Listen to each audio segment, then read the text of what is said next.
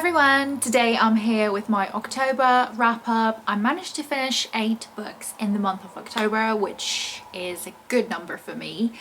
So let's get started. The very first book that I finished was finally The Labyrinth of the Spirits by Ruizefont. This is the Russian edition. This one is an 860 page book. So it did take me a while to read this one. I think I started it in August, then put it down in September and finished it in October, finally. So yeah, this is the 4th book in his The Cemetery of Forgotten Books series.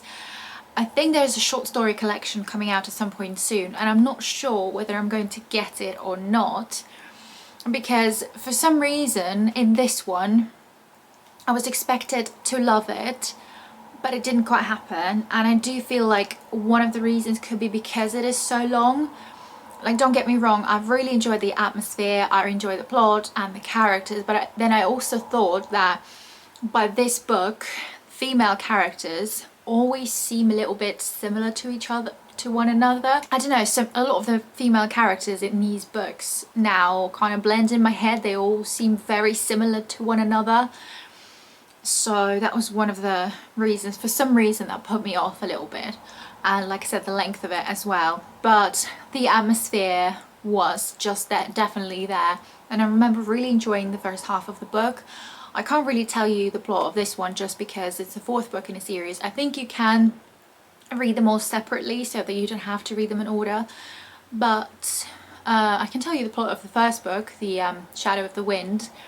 So in that one, there is a Cemetery of Forgotten Books, which is the name of the series, and it starts with a boy and his dad go into the Cemetery of Forgotten Books, and the boy, discovers it for the first time. The idea of that is that you pick up one book and take care of it for the rest of your life.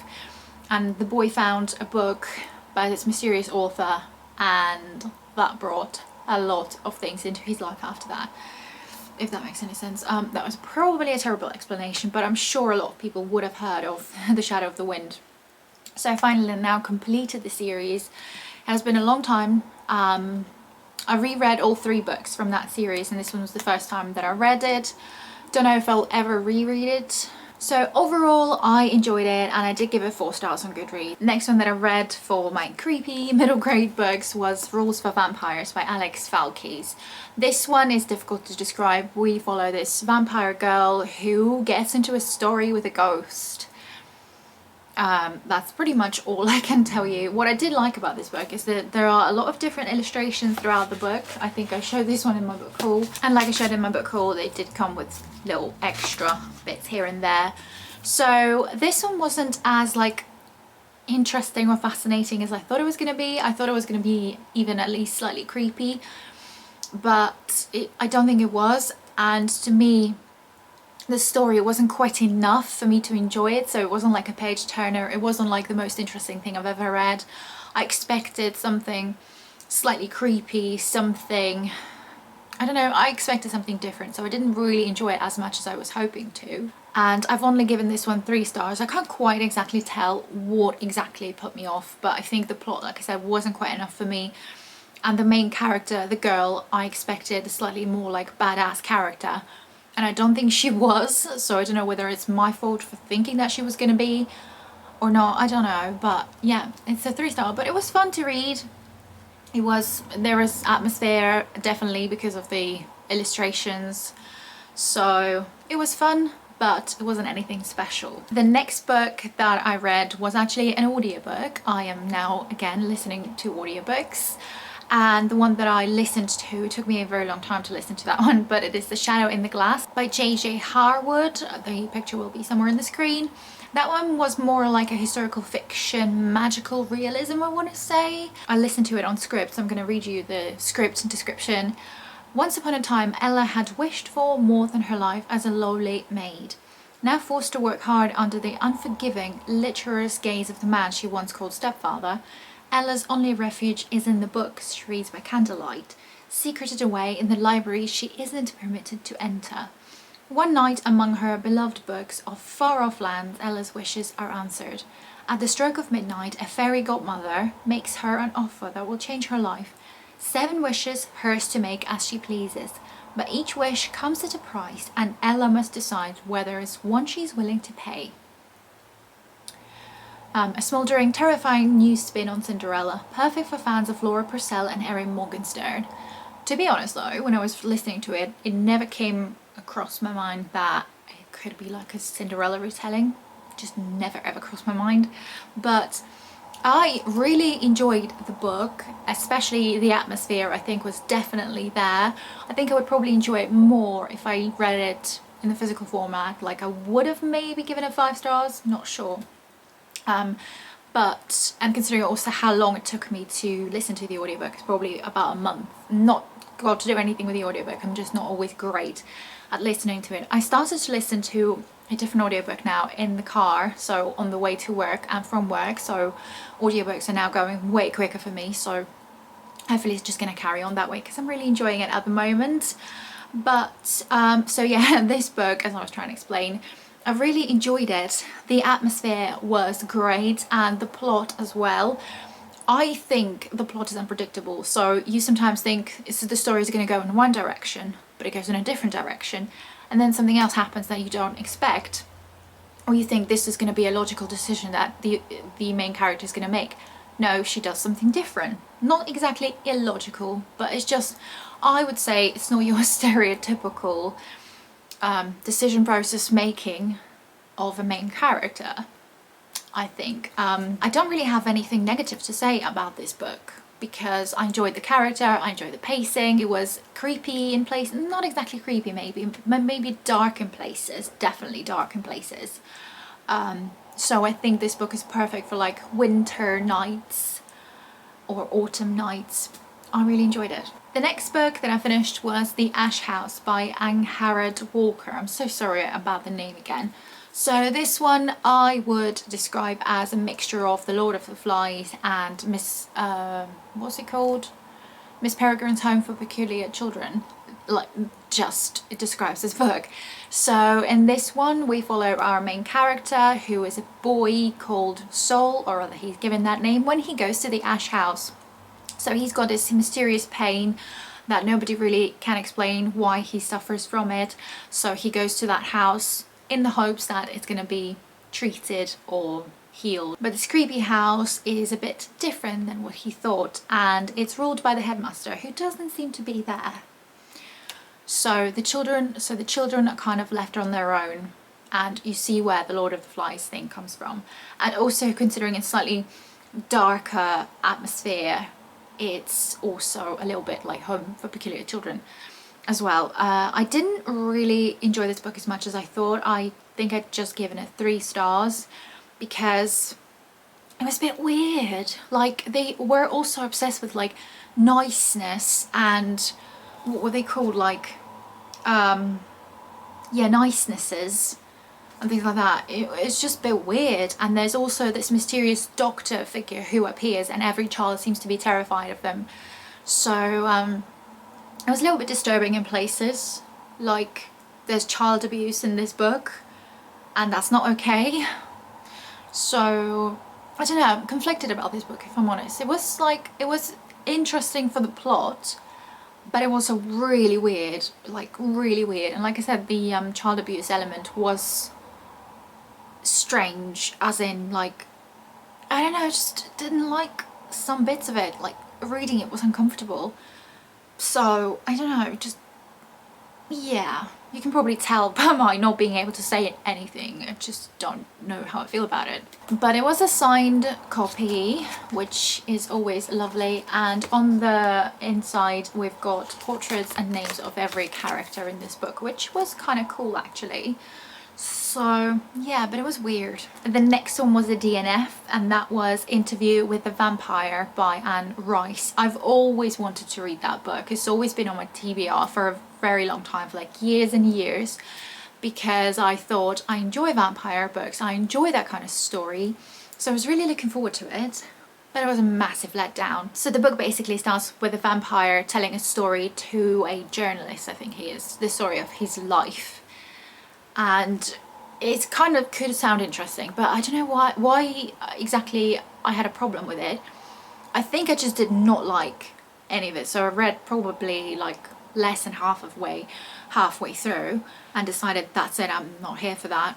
I just did not like the violence in this book. I know there are vampires, but to me the plot was just focusing on the other guy, the other vampire who this main character was complaining about all the time.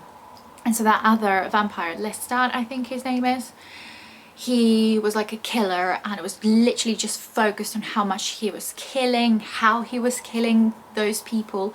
And to me, like, yeah, I get it, he's a vampire, he's bad, but I feel like you don't need to really concentrate on those parts as much, or there are other things to talk about as well. I get the meaning of it, that the main character was like struggling with it all, struggling, I guess, with the new reality that he became a vampire. But I don't know, I just didn't like it. And also the main character annoyed me as well. Like I said, he was just complaining about Lestat forever, and like nothing else was happening. And I just wasn't there for that. I just thought I just would rather read something else that would grab my attention, that would be much more interested in, with much less violence in it. I'm sure there are other vampire books that wouldn't have this as much. So yeah, to me that was a massive letdown. Next, 2 books I read pretty much back to back, and pretty much all in one day, as in 1 book a day, pretty much. Maybe 1 book in 2 days, I can't quite remember. So the books are The Haunting of Evelyn Jones and The Bewitching of Evelyn Jones by Phil Hicks. This is the first book, this is the second book. I'm not going to tell you the plot of this one, but as you can see, it's got something to do with witches. Evelyn loves reading ghost stories, so a dreary half-term becomes much more exciting when she discovers a spooky old book. Not only are the stories spine-tingling, but it belonged to a girl called Primrose Pemberthy, who vanished mysteriously, never to be seen again. Intrigued, Evelyn decides to investigate Primrose's disappearance with some help from her new friend Harold.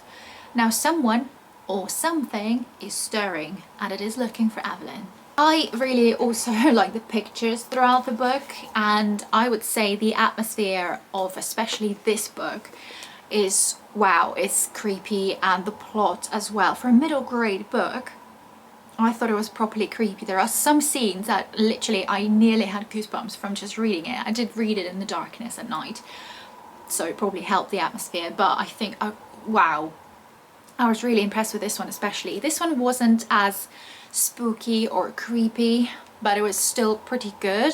And again, mysterious, and the atmosphere was amazing in there. In this one is set in like around witch stones, and yeah, so I can't really tell you much of this one because it's technically a sequel, but this one was just perfect middle grade, dark, creepy mystery, and I loved it. I really did, and I definitely can see myself reading, maybe even rereading this one a few times in the future, and I'm definitely going to carry on with the series when the next one comes out. I'd really love to read that one. And the illustrations throughout both of the books really help with like the atmosphere, the creepiness of it, and I just thought it was perfect. I've got literally no criticism of this book. I gave it 4 stars, like not quite a 5 stars. I don't really know why, maybe because it just didn't touch me as much as I thought it would, but it was really, really good. I definitely highly recommend it if you're into like creepy middle grade books, and I've not seen many people talk about this one, so it's a really, really good one, and I really like the cover of it. I think it's really pretty, so yeah. Both of them I have given 4 stars to. The next one I read is Haunted Places of Wiltshire by Rupert Matthews. I live in Wiltshire, so it was really like close to home, but it's just basically a tiny little thing of short, I wanted to say short stories, but it's more about like ghosts of different places, of different towns and things like that, which was really actually interesting to read. Obviously it's like a piece of non-fiction book, and it just tells you which ghosts are in which towns. Like obviously myths or like, you know, folklore, whatever. So that was quite interesting to read. I've given it 3 stars, I think, because it wasn't anything like special and stuff like that. It did have different pictures as well, but like of real places obviously.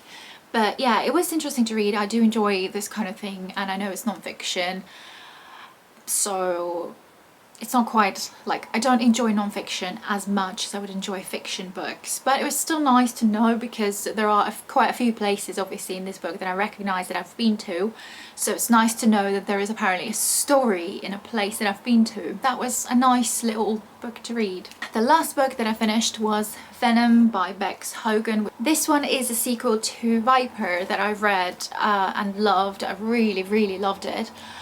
So this one we follow our main character, Marianne, who is a daughter of the Viper, who was supposed to serve to the king, make sure that nobody like does anything bad, but instead he's really corrupt and he leaves only suffer for where he is. And she's got like a choice: he will make me a killer or he will have me killed. That is my destiny. And it is set on the seas. So this book I didn't enjoy as much. I've given it 3.5 stars, but on Goodreads I rated it 4 stars. And I don't quite know why exactly I didn't enjoy it. I think the main character started to really annoy me in this one. She did get a little bit like lost of what she actually wants, who she actually is. So I guess there's a bit of an identity crisis in this one happening.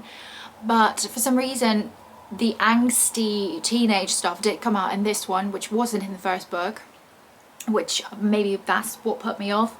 But also it did slow down in pacing, which I guess it meant more for the character development, because our main character is learning different things about herself, about her past in this book, which was really interesting and fascinating. We also got more from the world because she's visited different islands on this other side, so that was really interesting to discover and to see. We have met a few other characters as well, new ones, which are really interesting. So I did really enjoy the plot, but I think it's just probably because the main character was slightly annoying me on a few occasions. That's what put me off, and like I said, the pacing is a little bit slower, but I do think the third book is going to be really good because how the second one finished on a cliffhanger.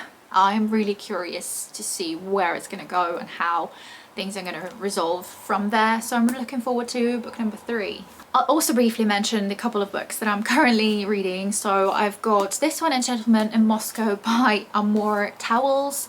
And this one I just randomly one day decided to pull out a book out of my TBR jar because I wanted to start something different that wasn't on my TBR. I do have these moments sometimes when I just feel like I want to start something completely random and something completely different. So that's what it threw at me, and I'm really not far in. I'm page 38.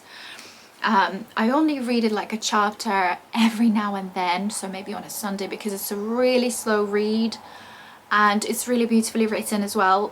It's not a fast-paced book, so I think it would be perfect for me to read it every now and then rather than just try and rush through it. So it's going to be ongoing for a while, I think. And then also I started to listen to the audiobook The Bone Maker by Sarah Beth Durst, and I am a really good way through the book, so I'm definitely going to finish it in November. I'm enjoying it. So yeah, these are all of the books that I managed to finish in the month of October. If you've read any of these, please let me know what you thought of them. Also, please let me know what was your favourite book of the month of October. For me, that would probably be The Haunting of Evelyn Jones. Well, I hope you enjoyed this video. If you did, please like and subscribe if you haven't already, and I will see you in the next video. Thank you for watching. Bye!